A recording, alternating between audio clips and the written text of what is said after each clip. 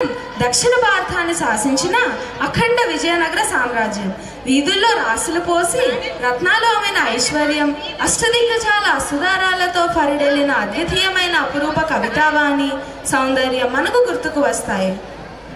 దక్షిణ భారతదేశానికి ఒక స్వర్ణయుగాన్ని చూపించిన చక్రవర్తి శ్రీకృష్ణదేవరాయలు స్వయంగా తెలుగులో అముక్తమాల్యద అనే గ్రంథాన్ని రచించి సాహిత్యాభిమానిగా కవిగా మారిన రాయలు వారు సాహితీ సమరాంగన సార్వభౌముడిగా పేరు పొంది అష్టదిగ్గజాలతో రూపకల్పన చేసిన ఈ బూన విజయ సభ ప్రదర్శనను ప్రదర్శించడానికి నేడు మన విద్యార్థుల బృందం తమ నటనా చాతుర్యంతో అందరినీ అలరించడానికి మన ముందుకు వస్తున్నారు. మన పెద్దన్న కవి గారికి స్వాగతం, సుస్వాగతం.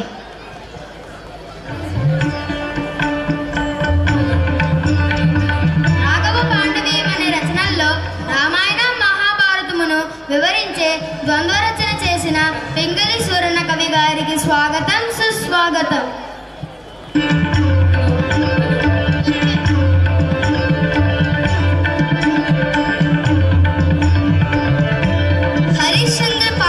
హరిశ్చంద్ర పాఖ్యనం అనే ద్వర్తికావ్యం రచించిన భట్టుమూర్తి కవర్య స్వాగతం, సుస్వాగతం. రాజశేఖర చరిత్రను రచించిన మాదయ్య గారి మల్లన్న కవికి స్వాగతం, సుస్వాగతం. పారిజాతాపహరణం రచించి చక్రవర్తికి అంకితం ఇచ్చిన కవి ముక్కు తిమ్మన్న కవికి స్వాగతం, సుస్వాగతం.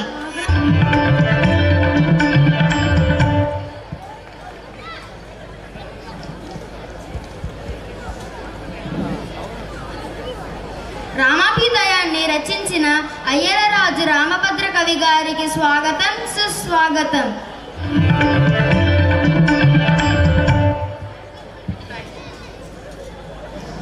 శ్రీకాళహస్తి మహాత్మ్యమును రచించి ఆ పరమేశ్వరునికి అంకితమిచ్చిన మహాకవి దూర్జటి కవివర్యకు స్వాగతం, సుస్వాగతం.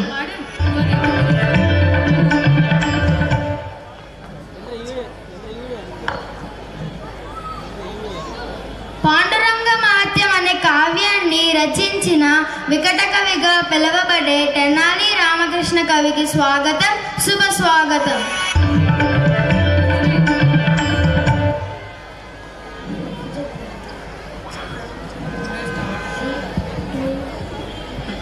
రాజాధిరాజ రాజమార్తాండ సాహితీ సమరాంగన సార్వభౌమ శ్రీ శ్రీ శ్రీ శ్రీ కృష్ణదేవరాయలు వారు విచ్చేయుచున్నారు.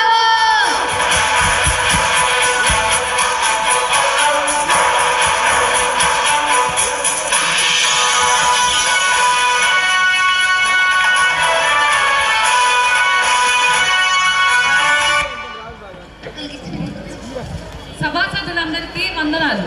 ఆసీనులు కండి. అష్టదిగ్గజ కవులకు, సాహితీ ప్రియులకు, పుర ప్రజలకు స్వాగతం.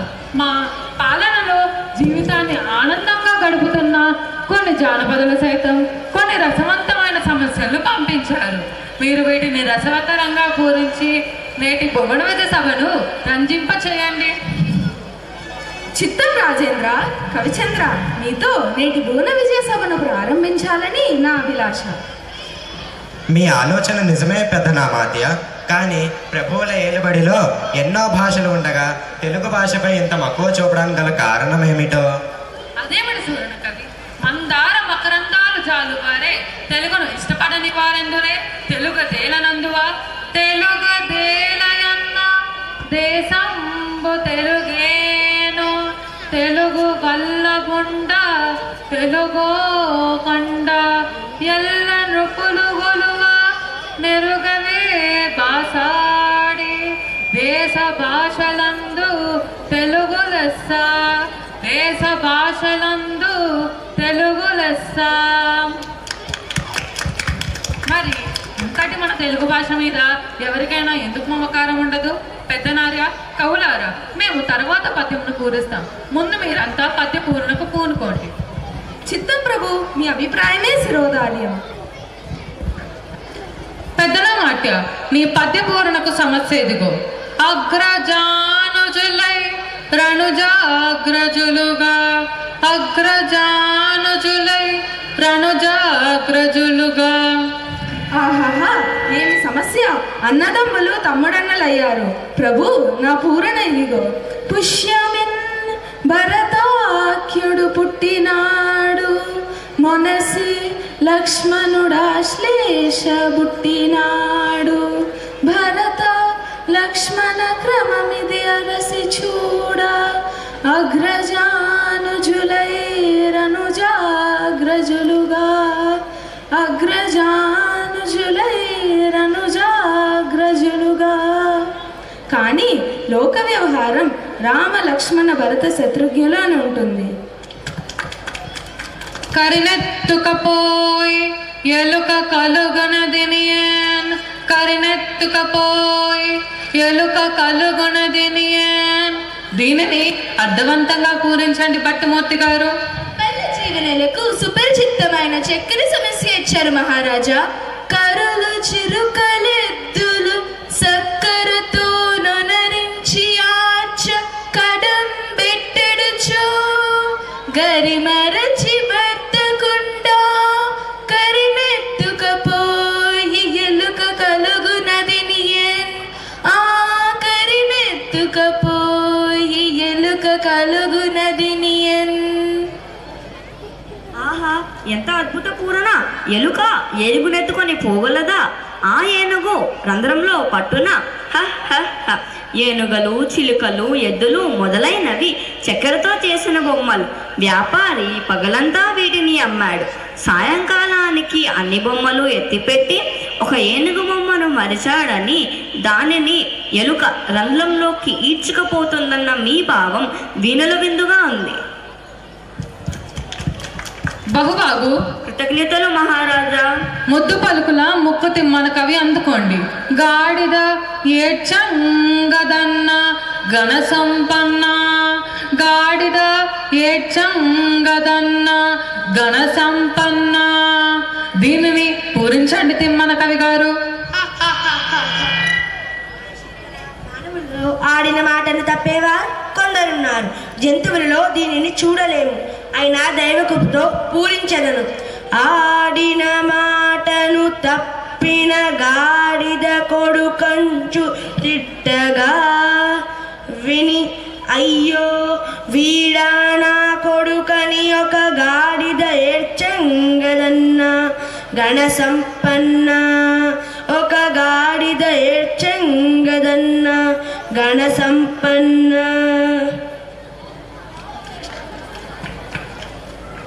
లౌకిక జీవన గమనంలో గ్రామీణుల దూషణను, ఆడి తప్పే జనుల హీన స్వభావాన్ని తెలుపుతూ మాట నిలబెట్టుకోవడం విలువను చాటారు.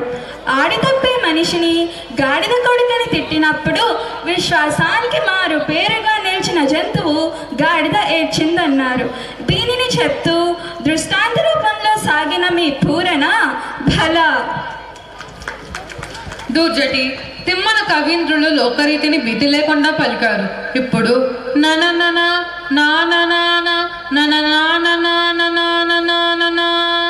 అనే సమస్యను మీరు పూరణ చేయండి. ప్రభు, అక్షర విన్యాసం తప్ప అర్థం లేని సమస్యని ఇచ్చారు, అయినా చక్కని పూరణ కావిస్తాను. నిన్ను నిన్ను నిన్ను నిన్ను నిన్ను నిన్ను నిన్ను నిన్ను గని లయతాల సంగతుల గాన కళా పరిపూర్ణ మానసమున పలుకుని రాగముల మోదమునల్లుచు పలుకునెట్టులన్ నననన నాననాన నననానన నానన నాననాననా. శ్రీకాళహస్తి వరప్రసాదం కవిత్వంగా అందిన దుర్చటి బోన విజయ కవులను చూసిన జానపద మన కవుల కావ్య సాహిత్యాన్ని, మన సభ గొప్పతనాన్ని పొలంలో పని చేసుకుంటూ కూడా లయ కాలానికి అనుకూలంగా మిక్కిలి సంతోషంతో కూనిరాగాలను అందుకునే స్థితిని కళ్ళకు కట్టితివి. పనిలో పాటలతో పాటు పద్యాన్ని కూడా పాడే వైఖరి అద్భుతం. అవునవును, జానపదుల సత్తు జానపదం, సత్యం చెప్పారు. రామకృష్ణ, తదుపరి మీదే వంతు. మీ పదగుంపనాన్ని మేమెరుగుదుము. మేక మరియు తోక ఈ 2 దత్తపదాలతో ఒక సీస పద్యం చెప్పండి. మమ్మేలిన దేవరా, నన్ను ఆదేశిస్తే కాదంటానా? ఆలకించండి మహాప్రభు.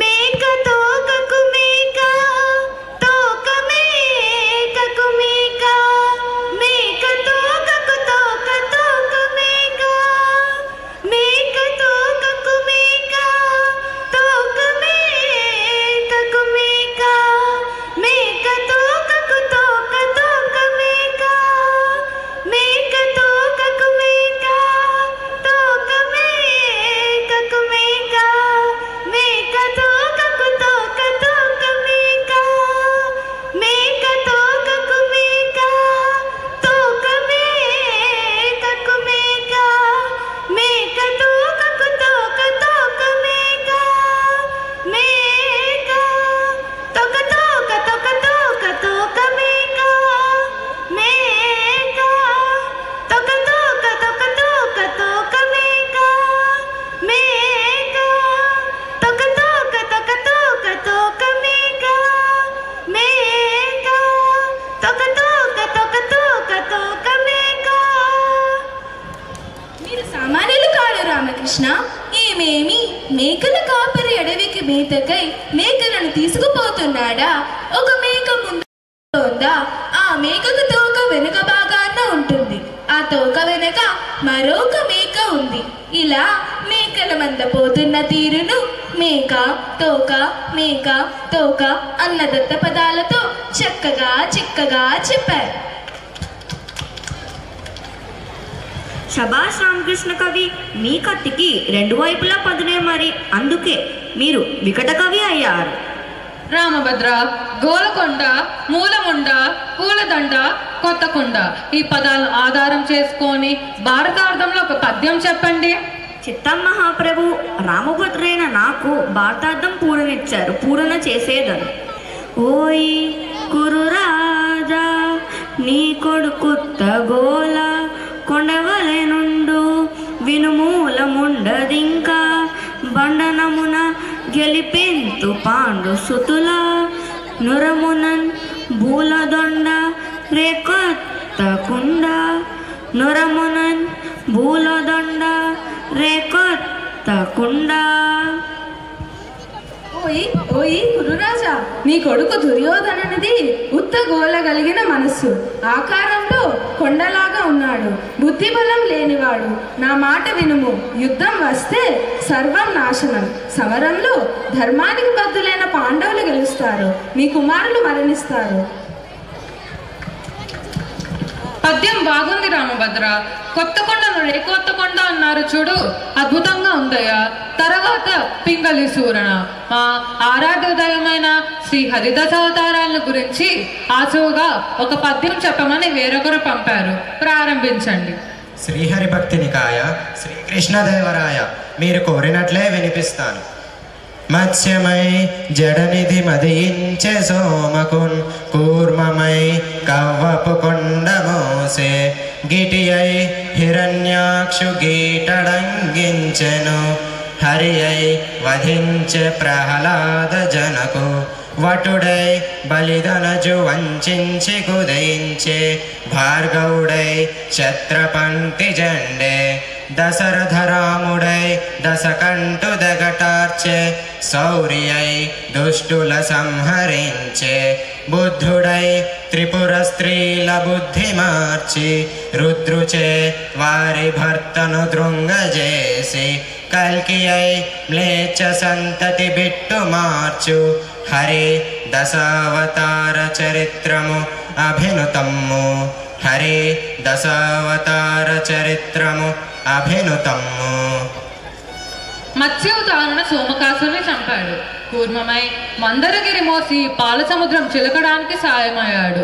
కల్కిగా నీతిహీనలను కూల్చాడు. వరాహ రూపంలో హిరణ్యాక్షుని చీరాడు. నృసింహమై హిరణ్యకశివుని చీల్చాడు. వామనుడై బలిని పాతాళానికి పంపాడు. శ్రీకృష్ణుడై దుష్టులను అంతం చేశాడు. శ్రీరాముడై రావణుని వధించాడు. బుద్ధుడై పురుస్త్రీల బుద్ధిని మార్చి శివుని చేత త్రిపురాసురుని చంపించాడు.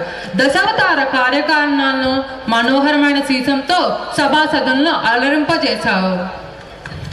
మీ అభినందన స్పందనకు వందనం. మహాప్రభు, వచ్చే దారిలో ఒక జానపదుడు ఒక సమస్యనిచ్చాడు. మీరు అనుమతిస్తే మీకు ఇస్తాను. తప్పకుండా. సభారంభంలో మీకు మాటిచ్చాను కదా, కానివ్వండి, సమస్యను అందివ్వండి. ప్రభు, అందుకోండి. అందరూ నందరే మరియు నందరు నందరే, అందరందరే. దీనిని పూరించండి. అది సంగతి. ప్రభువుల వారికి ఇవ్వదగిన సమస్య. అష్టదిగ్గజ కవులారా, నా కీర్తిని దిగంతాలకు వ్యాపింపచేయాలన్న మీ కుతూహలానికి సంతోషం. పూరణ చేసేదను. సంతోషం, ఆలకించండి. కొందరు పాండితీధనులు, కొందరు నాగరకుల్వదావదుల్, కొందరు చాతురీ ప్రియులు, కొందరు నీతికి భూతికి సిద్ధహస్తులు, కొందరు నాయకుల్ మరియు కొందరు గాయకులందరందరే. అందరు నందరే మరియు నందరు నందరే, అందరందరే. అందరు నందరే మరియు నందరు నందరే, అందరందరే.